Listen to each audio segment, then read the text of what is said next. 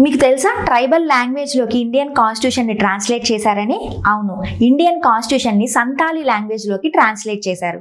రీసెంట్గానే మన Indian president Draupadi Murmu గారు దీన్ని రిలీజ్ చేశారు. అయితే దీన్ని ఎవరు పబ్లిష్ చేస్తారు? Ministry of law and justice 100th year of Ol Chiki స్క్రిప్ట్ని కొమెమరేట్ చేసుకుంటూ దీన్ని పబ్లిష్ చేసింది. ఓల్ చెకీ అనేది సంతాలీ లాంగ్వేజెస్ని రాసేందుకు ఉపయోగించే లిపి. దీన్ని 1925లో పండిత్ రఘునాథ్ ముర్ము గారు డెవలప్ చేశారు. అయితే సంతాలీ లాంగ్వేజ్కి ఎప్పుడు కాన్స్టిట్యూషనల్ స్టేటస్ లభించింది?